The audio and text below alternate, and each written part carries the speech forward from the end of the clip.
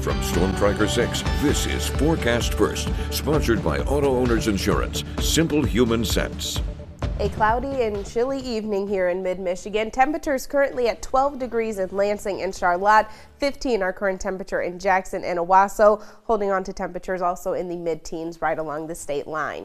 Winds outside still relatively calm, but we're feeling like -3 in Lansing, -1 the current wind chill temperature in Charlotte. On the positive side, but still in the single digits for wind chills nonetheless in Jackson and Hillsdale. We stay dry overnight tonight, cloud cover decreasing across the area, which means yet again wind chill temperatures falling below 0. We'll let you know when warmer weather will return coming up in just a bit. 6 News at 5:30 starts right now. WLNS is here for you with 6 News at 5:30. Good evening and thank you for joining us. I'm Siobhan Klepfer. Hit the countdown clock. We have a lot of news to cover in the first 6 minutes, and we begin with a man in police custody tonight after a 14-hour-long standoff in Midland County that included a shootout. Michigan State Police say it all started with reports of shots being fired shortly before midnight in the city of Coleman, which is northeast of Mount Pleasant. Police say troopers went up to the house and a man came out and shot at them. He went back inside after they returned fire. They also say a 12-year-old girl was there. She was hurt but taken to a hospital with non-life-threatening injuries. Police say they safely took the man into custody around 4 o'clock this afternoon after he was barricaded inside since last night. We're also following up on the case of 3 children being left on their own in a home in Pontiac for almost 5 years. The Oakland County Sheriff gave an update on the investigation today, saying detectives believe the children's mother, who has since been arrested, abandoned them in the spring or summer of 2020. When police got into the home, they say they found the 12 and 13-year-old girls and a 15-year-old boy living in filth and garbage. Tonight, the children are in the care of relatives. We're already making amazing progress, having had some tender love, having had some supportive care, having been put in new clothing and some basic hygiene. The one detective said that the little girl was talking quite a bit, so that's super exciting. The sheriff says donations for the children can be dropped off at the Oakland County Sheriff's Department. Moving up north, the 5 Kuwaitan casinos in the Upper Peninsula are still shut down following a ransomware attack last week. The Sault Ste. Marie tribe of Chippewa Indians discovered the attack on their computer system on February 9th. Besides the casinos, other tribe facilities like health centers and pharmacies were affected. They originally hoped to have the system up and running within a week, but now say it could be in the dark for several more days. Drop it! Come on! Well, that was the scene inside the Delta Airlines passenger jet that crash landed and flipped upside down in Toronto, Ontario. Initially, 3 people were considered critically hurt and 21 in total were injured, but officials say nobody died in the crash yesterday. Tonight, passengers are beginning to tell their stories. 1 minute you're landing, kind of waiting to see your friends and your people, and the next minute you're physically upside down and just really turned around. But it sounded, it was just cement and metal, So far, investigators have not said what might have caused the crash and will not speculate. However, they say they are going to take a close look at the weather conditions at Pearson International Airport that day. A concerning night and day for people living in Jenkintown, Pennsylvania. They've been ordered to shelter in place today as a fire at a manufacturing plant continues to burn. It started at SPS Technologies around 9:30 last night. The company produces aerospace industry parts. Witnesses say they heard an explosion just before the fire.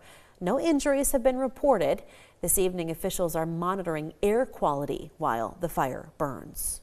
Well, check this out. Frustration with the price of eggs boiled over in Seattle. Some thieves stole hundreds of eggs from a restaurant. Surveillance video shows people going in and out of the restaurant early this morning, loading eggs in a van and then taking off. They got away with 540 eggs worth about $387, as well as bacon, ground beef, blueberries, and liquid egg products.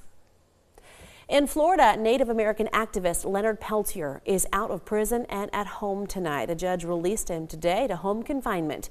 He was convicted of killing 2 FBI agents in North Dakota back in 1975, but has maintained his innocence. In the final days of Joe Biden's administration, the president commuted the 80-year-old's life sentence to home confinement.